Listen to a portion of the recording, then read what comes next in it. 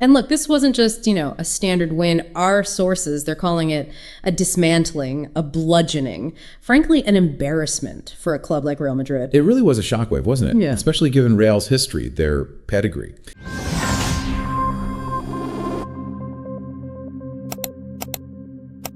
Okay, let's jump right in. Today, we're tackling a really big story. That incredible FIFA Club World Cup semifinal result. Paris Saint-Germain hammering Real Madrid 4-0. So yeah, our mission here really is to unpack that, to understand how PSG became this absolute machine. A lot of people saying they're the best team in the world right now. And of course, we need to look at Real Madrid's side too. What went wrong? What does this actually mean for both clubs and maybe for football more broadly? Exactly. And to give you that shortcut, that clear picture, we've sifted through a whole stack of sources. BBC, CNN, ESPN, Yahoo Sports, FIFA, The Athletic, the lot. So yeah, get ready. This should be a pretty fascinating look at what could be a real turning point in the game. Well, the first thing that jumps out is just how much agreement there is among the experts, the pundits. You got Andros Townsend saying Luis Enrique has, quote, created a monster at PSG, straight up. And Gareth Bale, someone who knows Real Madrid inside out, he said PSG look like they'll be around for a long time. Very young, relentless. They won't embarrass teams, he said. And they are embarrassing teams, aren't they? I mean, their recent record is it's almost unbelievable. Think about it. Thrashing Inter Milan 5-0 in the Champions League final, beating Atletico and Real Madrid 4-0 in this tournament, and, get this, beating Bayern Munich 2-0 with 9 men against Real. They were 3-0 up inside 24 minutes. It really does feel like we're watching a dynasty being built. It really does. Mm-hmm. And if you, connect the dots, it highlights what Luis Enrique has done in just 1 year. It's phenomenal. The sources are pretty clear. The old PSG, it was often about the individuals, the egos. Mm-hmm. You think about Messi now at Inter Miami, Mbappe, Real Madrid, both on the receiving end of 4-0 losses in the U.S. recently, ironically. Enrique seems to have built something different, a cohesive unit. It's about the collective, the system, the pressing. Everyone tracks back. That shift is remarkable. And you mentioned the collective effort, the intensity. Some of the stats here are fascinating. FIFA put out data at halftime against Real. PSG's average ball recovery time, 23 seconds. 23. Yeah. Compare that to Real Madrid's 45 seconds. What does that tell you? Yeah. That discrepancy. Oh, it tells you almost everything about the tactical difference. It's huge. It means PSG aren't just pressing. They're pressing smart, immediately. Closing down space, forcing mistakes. Real Madrid just had no time to breathe on the ball, and that's the core of this optimized machine they've become. You see it everywhere. The front line, Dembélé, Kvaratskhelia, sometimes Barcola, just electric pace and movement. Then the midfield, that Portuguese pair, João Neves and Vitinha, alongside Fabián Ruiz, who scored twice. Mm-hmm. They just controlled the game. John Obi Mikel called it a masterclass. Right. And you can't forget the fullbacks, Hakimi and Nuno Mendes. Mm-hmm. They're described as non-stop up and down. Just another weapon, really. It adds up to, a historic season for them. Already bagged the French Cup, League One, the Champions League. Now they're one game from trophy number 4 in 2025. Yeah. Could even be a clean sweep of 5 if you count the Trophée des Champions earlier. It's just dominant. And their knockout form, maybe that's the most impressive part. 5 straight knockout games now. They've won them by a combined score of 18-0. 18-0. Wow. Yeah. It includes the French Cup final, 3-0. Champions League final, 5-0. And then the Club World Cup wins. Inter Miami, 4-0. Bayern, 2-0. Real Madrid, 4-0. And defensively, just as solid. 6 straight wins without conceding. That's 414 minutes. Plus, they've set a new club record, 48 wins in a single season. It's unprecedented stuff. Absolutely. And within that amazing collective, you have to talk about Ousmane Dembélé. Uh-huh. His emergence this season has been incredible, especially since Mbappe left for Real Madrid. He's really stepped out of that shadow, hasn't he? Oh, completely. The numbers are they're unbelievable, frankly. For the 2024-25 season so far, 35 goals, 16 assists. In 52 games, his previous best was 14 goals at Barcelona. So this is a massive leap. Huge leap. 49 goal contributions overall. That's 5th best in Europe's top 5 leagues.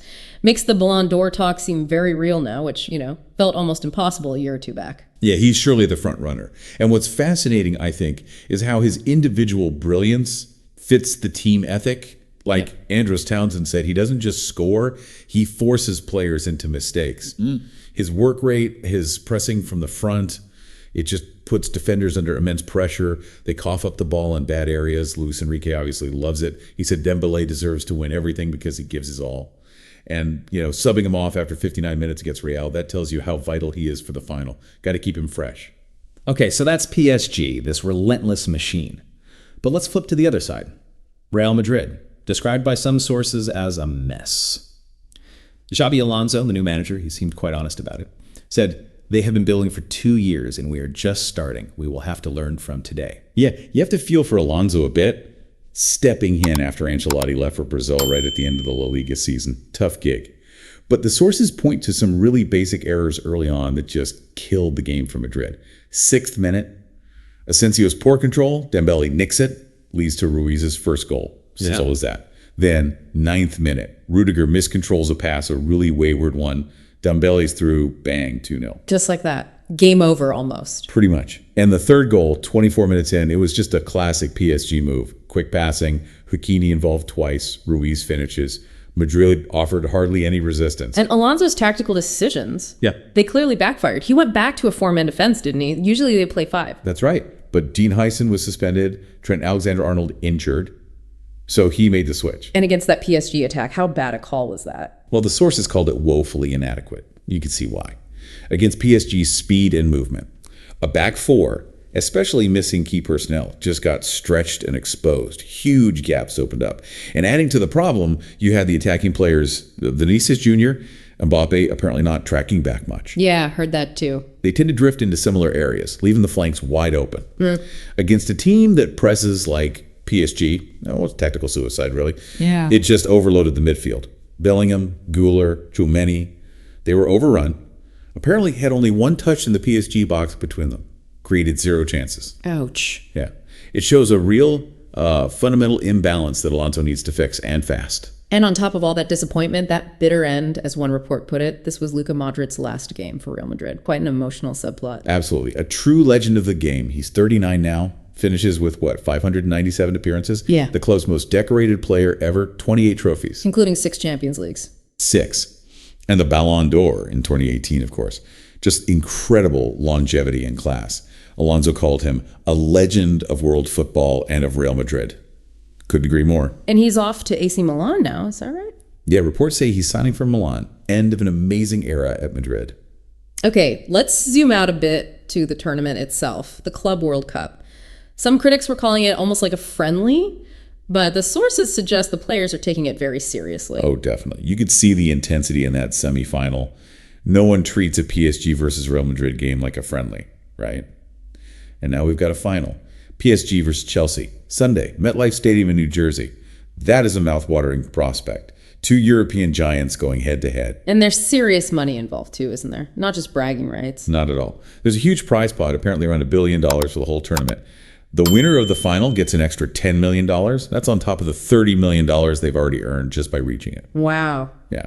And apparently the UEFA clubs negotiated a pretty good slice of that overall pie, too. The conditions look tough as well. Big crowd, 77,000 plus. Mostly Madrid fans, actually. Yeah, and searing heat. 90 degrees Fahrenheit, that's 32 Celsius. That must have taken a toll. Definitely. And the final is going to be a big event, too. Halftime show with Doja Cat and J Balvin. Even talk of President Trump attending. Adds to the whole spectacle, doesn't it? It does. So wrapping this deep dive up, the conclusion seems pretty clear, right? PSG's massive win, that 4-0, it signals a real shift. They look like the undisputed best team in the world at this moment. Hard to argue with that based on recent results. So here's a final thought to leave you with. Gareth Bale said PSG has set a very high bar and might be leading a new era. If that's true, if this level of dominance continues, what does that actually mean for top-level football? For competitiveness? Can other teams adapt? Can they find ways to stop this PSG machine? Or are we just seeing the start of a potentially unprecedented dynasty? Something to think about as we watch how the next season unfolds.